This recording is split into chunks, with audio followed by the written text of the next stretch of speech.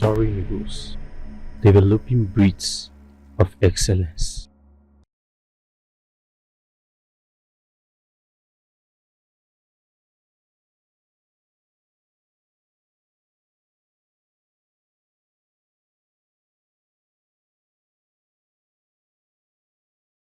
Yeah, the subconscious mind forms who we are, but it gets access through what we are, our environment, people we meet with, things we do, and so on.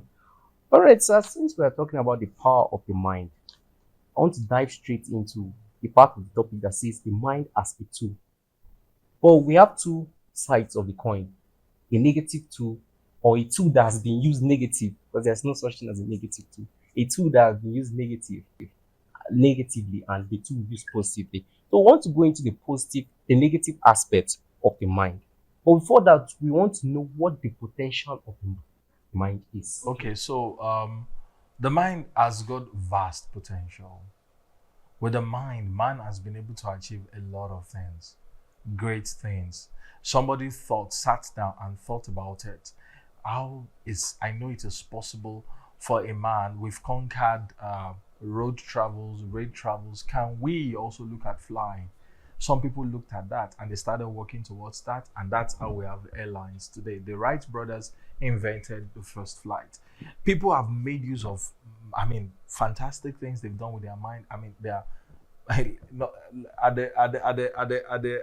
they've done mind-blowing things, mind-blowing things. So the mind is so powerful, so a very powerful tools. With the mind, man has conquered space, man has gone into space. With the mind, people created the internet. With the mind, people created computing and supercomputing. We are now in the age of artificial intelligence. I am telling you that artificial intelligence, AI, as we have it today, as good as a tool it is, it still cannot surpass a human mind. That's how powerful the mind is. I hope I'm able to shed light on that. That's how powerful the mind. So the mind is a very powerful tool that can be used, a very powerful tool that can be used to construct. But you can also use the mind destructively. Are you getting what I'm trying to say? Still focusing on the constructive part of the mind, man has been able to do wonders in the world of medicine, in the world of agriculture, and they are still doing a lot of things. In government, in finance, people have been able to achieve great feats with the power of the mind. And it all comes down to focusing your mind to achieving something. But on the destructive end, the mind has also been used to do a lot of damage. To do a lot of damage. Some people have decided to control, they know the power of the mind, and they've decided that they want to use the mind as an access to controlling a whole lot of people. Take, for instance, the Second World War that happened in the world. It was all about the power of the mind. What did Adolf Hitler, what did he use? He used his words as a means of getting into the subconscious of most of the German soldiers, and he told them, see, you are superior to everybody else. And when he keeps reinforcing this thing, it came to a point they believed it, and they started looking at everybody else, every other race in the world, as subpar to them, especially the Jews, the blacks, and so many other races. And that was what led to the war. That's how, I'm telling you, that's how much destructive the mind can be. So somebody can sit down and imagine and look at how we can do. Somebody interviewed, I still mentioned it today while I was talking to some group of people. Somebody interviewed the CEO of a major music outfit, and he said, oh, we can see that with this your outfit, you are influencing a lot of youth. He said, no. The CEO said, sorry, point of correction, we the youth, we own them. We own them. I'm telling you, this is a music outfit that is very popular. They now say with their outfit, they said they own the youth, and he knows what it was being deliberate, because with them, without much power, and if you can gain access to that much power, and you can be given control of that, you can control anybody. That's a destructive part of the power of the mind, where somebody can gain access into your mind, and then with that access into your mind, controls you. It tells you what to do. It tells you living a certain way is acceptable. It tells you being mannerless is acceptable. It tells you being violent is acceptable. It tells you being promiscuous is acceptable. This is how much the mind can be controlled if given access to by the wrong person or to the wrong person. if given access to the wrong person. All right. Well, some people might be wondering what factors can cause this mind to be used negatively, because there has to be a reason. There has to be something that made Adolf Hitler that way. Because if you read the story of Adolf Hitler, he was once in jail. There has to be something that made Adolf Hitler that way.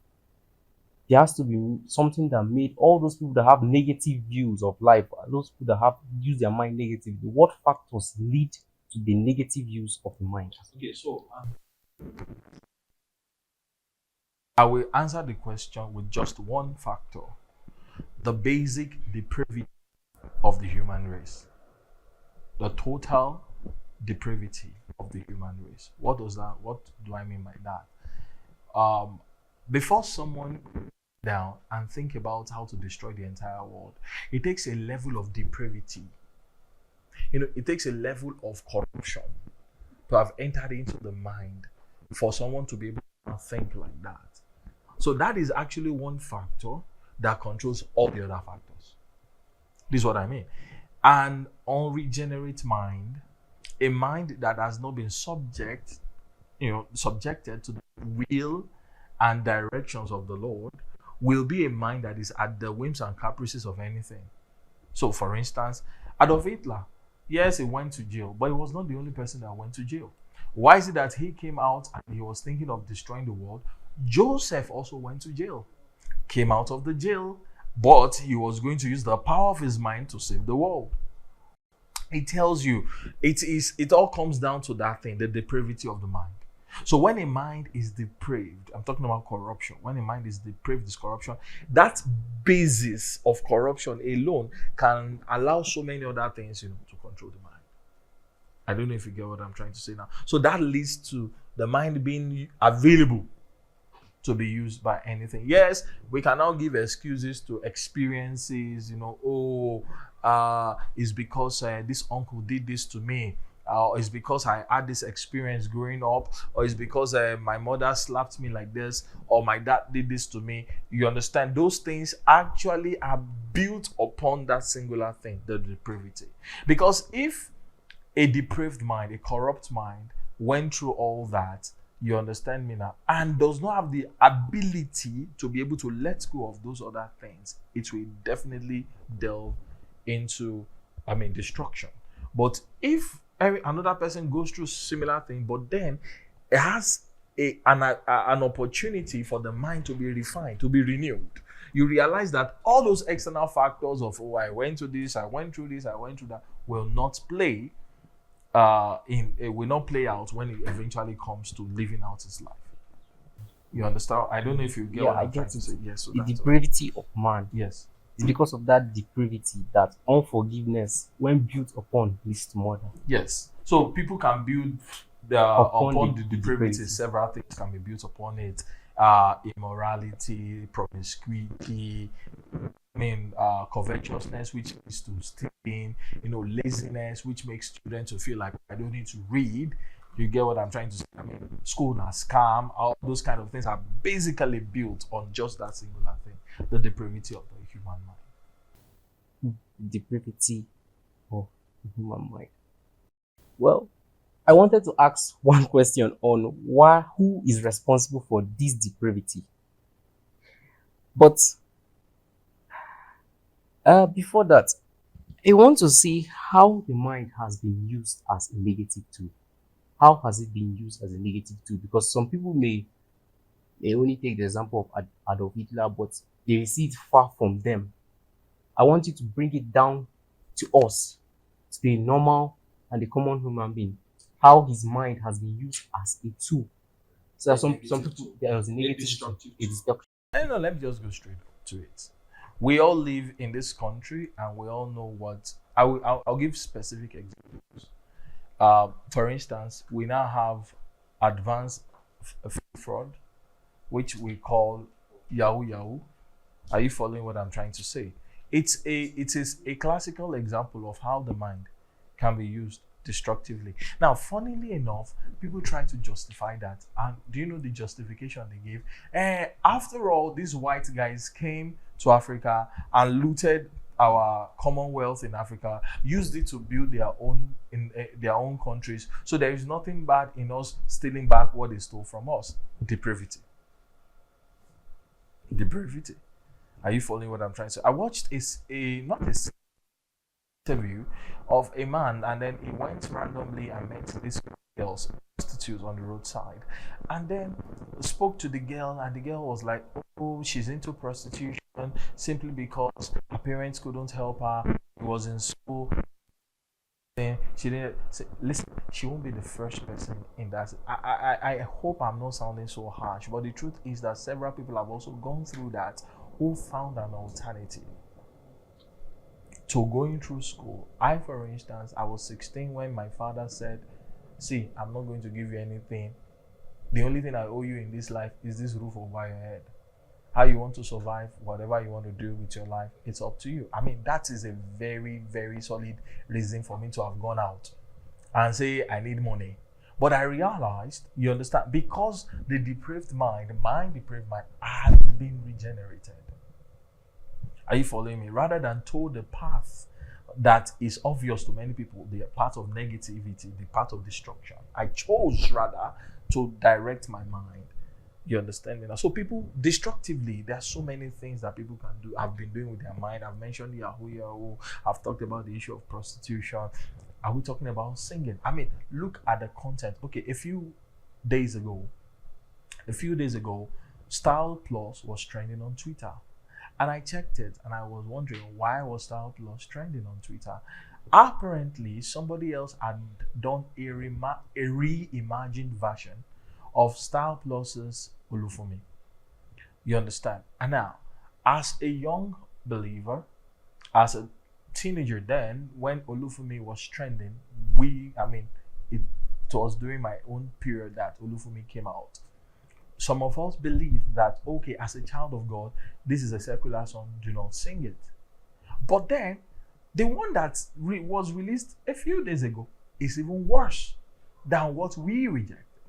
In fact, it's so bad that even people on Twitter that are not necessarily Christians are saying, hey, lyrically, this is even worse than what even Star Plus did originally. It tells you the depravity, how much. And if you look at the lyrics, what those guys are singing were just pure nonsense. Now, people listen to that through the ear gateway. They listen to such a song where you're describing the human parts, a man's genitalia, and every other thing. I mean, it had nothing to do with even the original purpose of Olufumi. If you look at it, you understand. But it tells you how much people have become so depraved. And you see, when that depravity continues, people will always need something more corrupt. And then, guess who will listen to it? The youth will listen to it. Everybody will listen to it. And then you wonder why there is so much corruption everywhere. Why there is so much promiscuity everywhere. That even the first lady had to come out recently to say, see, it is not our culture to be nude. Nudity is not our culture. But you see, that thing she's trying to do, she's only trying to solve it from this point. There is a fundamental issue there. It is the depravity of the mind. So when I'm saying that people can do a lot of, unimaginable things, once the mind is corrupt. You understand? And it leads to destruction. People now want to gain access into your mind through songs. You understand me? Listen to the lyrics of the songs. Some of those songs are from the pit of hell. You understand me? Their lyrics, everything. And they want, imagine that person telling you that we are not only influencing youth, we own them. It tells you that if they want youths to be destructive today, they know that we can do it through songs. If they want youths to take down the country, they know we can do it through songs.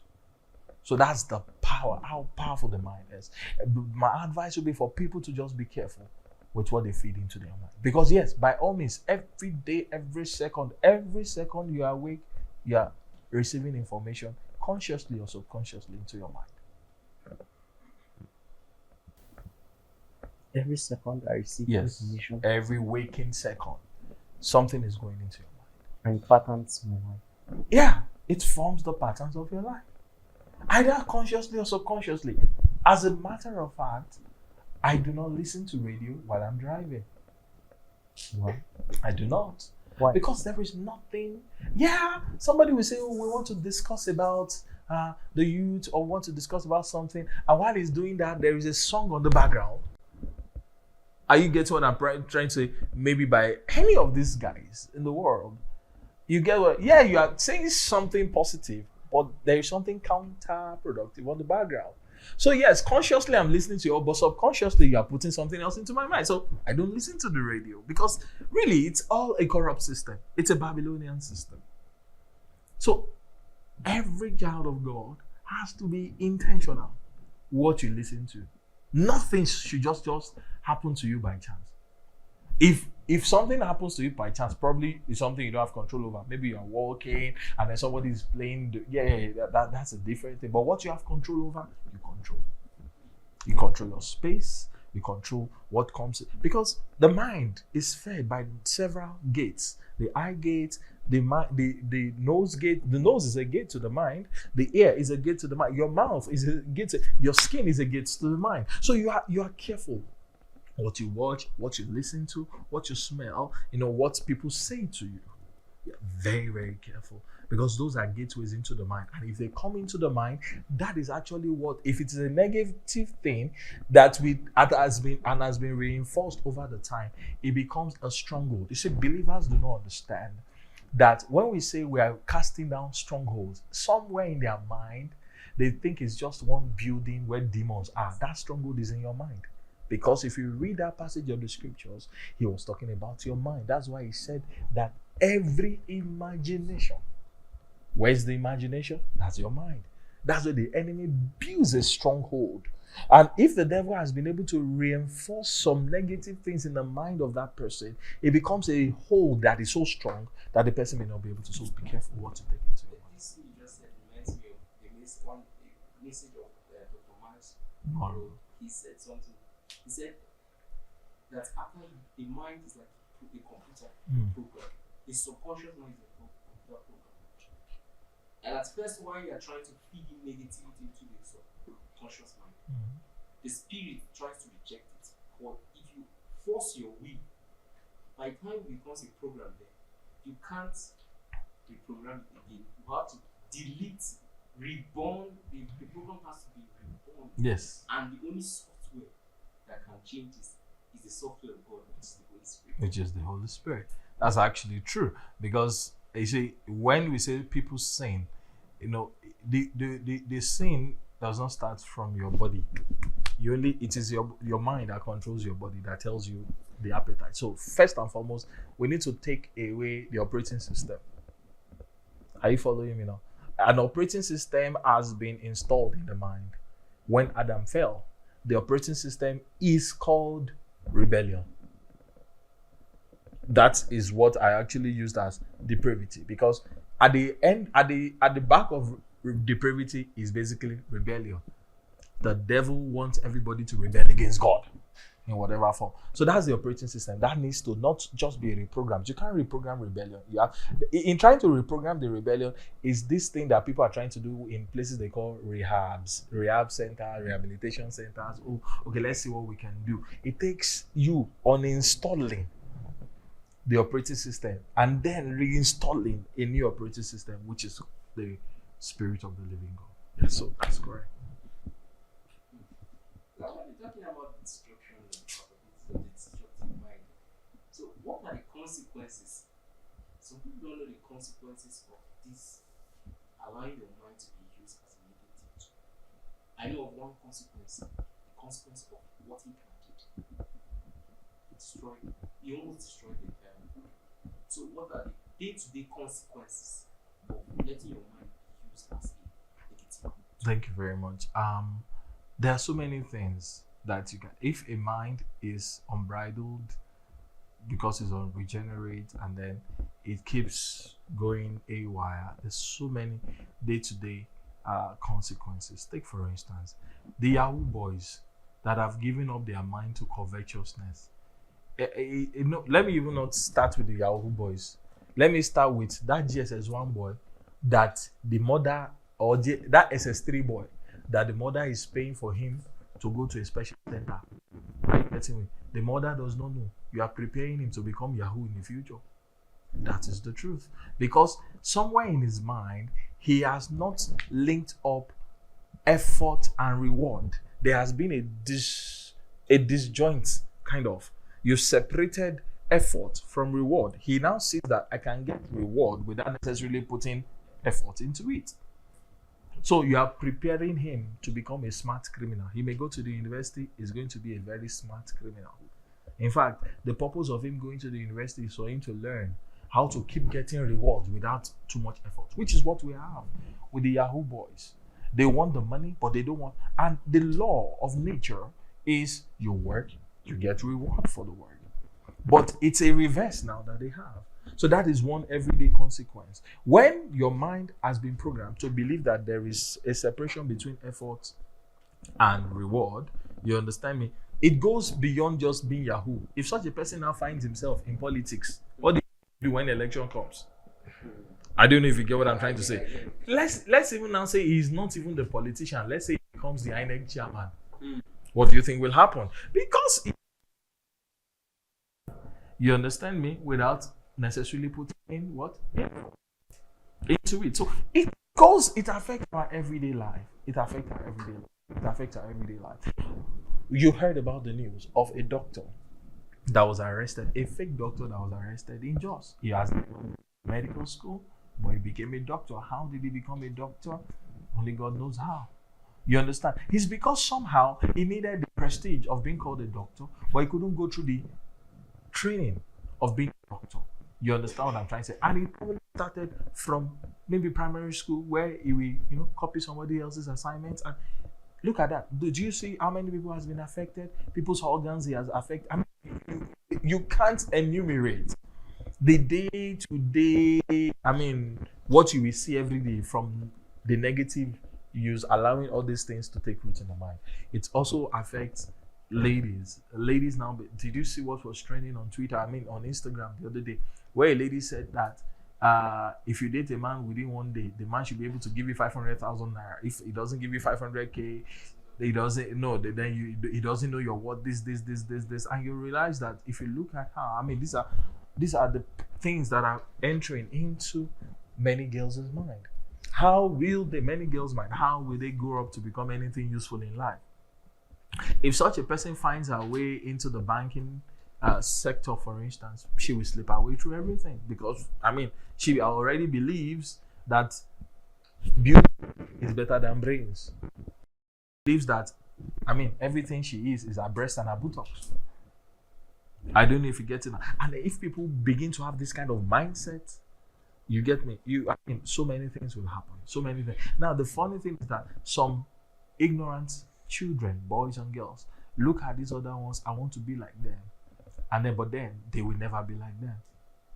The reason is this. Okay, so you look at a girl dressing seductively, nudely, almost naked, and then she's the popular singer that you're listening to, and then you also want to dress like that. A boy around will sleep with you. You'll carry the pregnancy. Who suffers it? The girl. A boy is looking at those glamorous boys with all the glitz and everything on Instagram.